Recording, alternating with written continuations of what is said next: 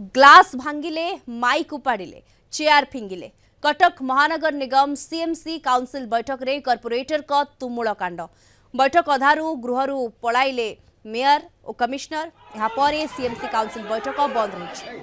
आज बैठक में 51 नंबर कॉर्पोरेटर राकेश स्वाई जिम उपकरण किणा नहीं जंत्री को किसी प्रश्न करते।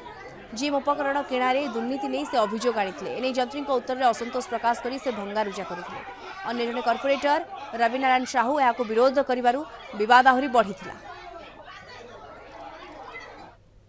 मोर जड़े एस्टाब्लिशमेंट कॉर्पोरेटर तथा एस्टाब्लिशमेंट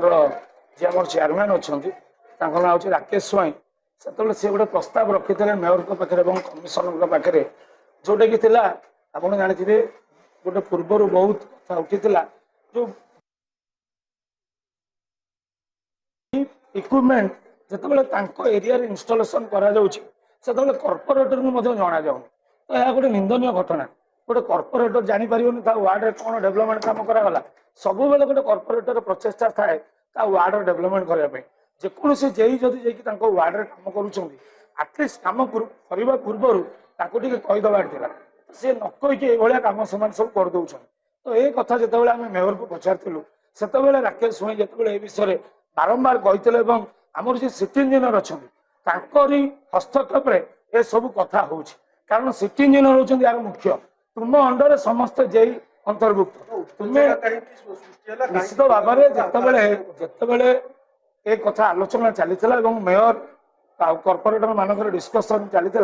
से बीजेपी कॉर्पोरेटर जेहेतु आम समस्त छिड़ा से समय बीजेपी गोटे कॉर्पोरेटर जो गोटे आशालीन मंतव्य जहाँ रास्केल भली गोटे कथा मोर से चेयरमैन को से कही